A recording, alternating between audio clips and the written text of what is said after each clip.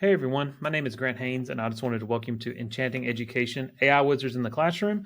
We're going to kind of take a look at AI usage, creating items such as our lesson plans, activities, assessments, even images and art.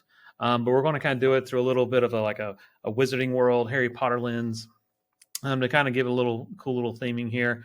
Thank you for attending this lesson. There are several AI presentations in the NCBOLD 2024 catalog. So thank you for checking mine out. A couple housekeeping things. Right here's a QR code if you want to access this website, or you can also type in this bit.ly link. And this will bring up this presentation so you can have access to the links and everything.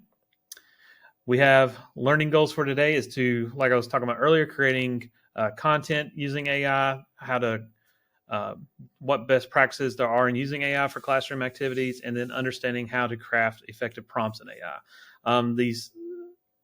We have our ISTE standards listed here below. I won't go through all those individually, but those are what I feel like best kind of cover this particular session. Also, just point out the bit.ly link will also be up here in the top right corner if at any point you need to get that while watching the video. Also, since this is a video, feel free to pause, replay any part that you need to re-listen to again as we go through it. So just to reintroduce myself, my name is Grant Haynes. I'm an instructional coach in Cleveland County Schools. I work at the early college here.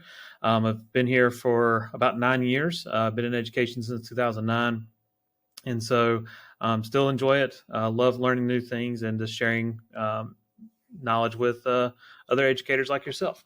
If you have any questions after watching this or want to reach out to me, my email is the best way of getting in contact with me. I usually reply pretty quickly to that. You can also follow me on social media at my Twitter handle listed there. So let's go ahead and just kind of hop into it. We're going to start off with a Patronus. So if you've watched the movie or read the books, a Patronus is a protective charm that Harry and his friends use to protect themselves from the Dementors. And that usually takes on the characteristic of some type of animal that corresponds to the person. So let's go ahead and create our Patronus. So for our Patronus, we are going to use Microsoft Designer. And so Designer is a great AI image creation tool. And one of the cool features it has that other ones don't necessarily have yet, as of this recording, is the ability to create prompts and also share these prompts and also set them to where they are editable and make it a little bit easier to use for your younger students. You definitely use this in high school, middle school, maybe even higher grade elementary students. But in this particular case, we had a Patronus created of a gorilla. And you can see this is the actual prompt screenshotted here below. But we can set this up to where we can change certain things like the gender or the description of the person. We can change, in this case, the animal, when it happens and where it happens. But any of these words are actually, you are able to edit that. So you have to have a Microsoft Designer account. It takes about 30 seconds to create one. It is free to create. And then if you click on this link, it'll take you directly to that prompt. So within here, like I said, we can go ahead and change certain things on here. So if I wanted to make, let's say, female with blonde hair, a translucent, let's say, elephant, takes place. Oh, and it doesn't matter that the context is wrong, but we can say at morning in, we'll say, the Great Hall of Hogwarts. And then we'll just click generate. And we'll give us 4 options here. It takes it about 30 seconds or so. So I'll just pause this real quick. All right, so we have our image created. This one gave us 4 pretty good examples. We have a couple different styles here, but let's say I like this one here. As you can see, I did a little bit more of a realistic style. We can actually download it. We can copy the image to copy into another website, or we can download it. And then we also have our content credentials here. You can also click edit and open up the Microsoft Editor if you want to, but for our purposes for today, we can just do that. And then you can actually, if you want to, click on this link here and share. If you wanted to upload your image to this Google Drive or check out other ones from previous sessions, from the live sessions, you can see those there as well. And so we're going to skip over this one because this is part of an icebreaker activity for the live session, and we'll go ahead and get into it. So the types of AI. So the big one that everybody probably knows is ChatGPT. That was kind of the original AI language model, and these are large language models, AIs when I'm talking about that, because we're using conversational text with these. We're just kind of talking to it like we would a person. And so the 4 examples I have here are ChatGPT, Perplexity, Microsoft Copilot, and Google Gemini. There are several other options that you can use for that, but ChatGPT is obviously the one a lot of people use, but these are other options, especially if your district may have certain ones blocked. They also have different options. ChatGPT is free to everyone to a certain level. There, I believe it's 3.5 on theirs, but Microsoft Copilot actually uses ChatGPT as its kind of a framework, but it uses 4.0, so it adds a little bit more updated information. Perplexity is also a little bit more up to date and is a little bit better for searching for information versus just creating things. And then Gemini is the Google option. These two, I know Microsoft Copilot and Google Gemini can also create images if you ask it to as well. But when it comes to large language models, the better the prompt, the better the outcome on this one. If you are very general and open, like create me a test, it's going to create something, but it may not be exactly what you want. And so learning how to craft a prompt that is the most efficient to get what you need is the best way to use these. So that brings us up how to craft a power prompt. So this is taken from the North Carolina DPI AI protocols. I believe that is also linked on this image here. If you click on that, it'll actually take you to the protocols there if you wanted to look at them. But this is done by Vera Cabrera. She works over there at DPI. And so it breaks down into kind of 5 parts. We have context, role, audience, format, and task. And so these are the things to keep in mind when you're using these large language models. So if I wanted to, we'll kind of start with role. So the first thing is, what are you teaching? Who is this for? So if you are an 8th grade teacher, you are an excellent 8th grade math teacher. You don't want to be a poor 8th grade math teacher. You want to be an excellent, an expert in this. And so the AI will assume that role when it's thinking about and creating these this content that you're wanting. And then also the audience. Who is this for? Are these for your 10th grade biology students? Are these for low performing students who have reading issues? Are these for high performing students who need that extra drive or that extra difficulty level? The format of these, how do you want this created? Is this for a week-long unit, a 30-minute lesson, a 5-minute icebreaker activity? Do you want it to be a rap, a song? Do you want it to create HTML coding? There's a variety of options. It's really limitless what you can create there. Task and tone. So what is it that you're asking it to do? Do you want it to edit text? Do you want it to create something, revise something, brainstorm? And then also, is this something that's going to be front facing? Like, are the kids going to read this? So what is the tone? Is this a friendly tone? Are you trying to be a little bit more sinister for like a Halloween type style thing? And then lastly, the context, like we said earlier, the details to help kind of pepper throughout the prompt. So like, is this for a class? Is this for a group of adults? What is this? And what is all this for? So just kind of keep that in mind, but also know that I would take this as kind of like an 80-20. 80% of this work is going to be taken care of by the AI, but the last 20% is done by the teacher. So that way you are the one who are kind of making the final revisions. Do not take it completely verbatim. There are things called hallucinations that AI can create, because you could put in a perfectly written sentence and tell it to find the mistakes, and it will find mistakes even though there's none there. So you always have to kind of be aware of that and never take everything fully at face value with it. However, if you kind of follow that 80-20 mindset, know about 80% of this is good, but I need to go through and check details, especially if I'm having it recall information to pull up for that.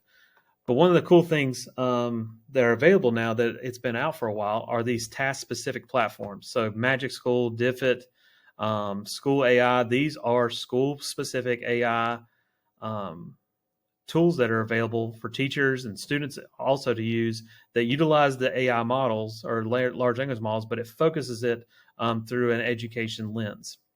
Now, not say you have to use these versus the large language. If you are more comfortable using that, like I will go to ChatGPT sometimes if I need something to whip up real quick for a prompt or something like that. But Magic School, for example, is great. So if I wanted to create a lesson plan for me, I can go to the lesson plan generator, and it's going to help me kind of focus my information, my context, the role, all that fun stuff. That's already taken care of here. And then, as you can see on this other screen, there's several other options here. It can be a little overwhelming, and they also have new ones coming every day. Like as of this recording, they have an image generator now. And there's a variety of other things. Diffit will create handouts, printables, or online editable resources based on prompts and content that you upload. School AI is a great resource for launching what they call spaces for students to use. So things like you can have a tutor for a specific subject. They can talk to historical figures, and the AI will assume the role of that person. And so you can go in here. If I click launch, copy that code, and go to it, the great thing about this is I just have to type in my name if I share this with a student, and now I'm in a space where there's not a lot of distractions to go anywhere else, and then I can talk to, in this case, Dr. Martin Luther King. I can listen to it if I need it read to me. And in some of these cases, it'll actually read it in a voice similar to that. Most of them will maybe use a female or just generic male voice. But this case, it actually will be a specific person. And then others like Conquer, these are assessment builders. CuraPod, you can create presentations off of prompts and AI. Canva is a great resource for creating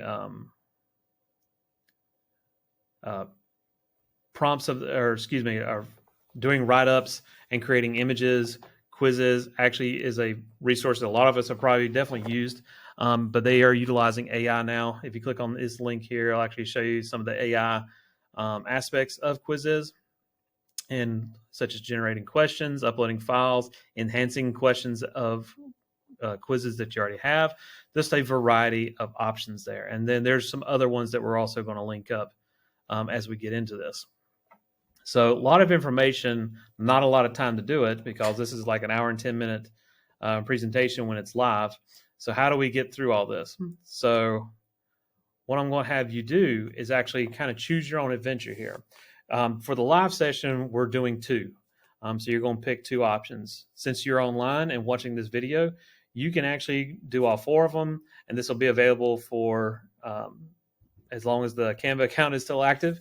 You can go through and access and kind of hop into these different areas to learn more about that particular topic. So, for example, if I want to learn about planning, we have articles, we have videos, we have the apps that I kind of curated for you to try out.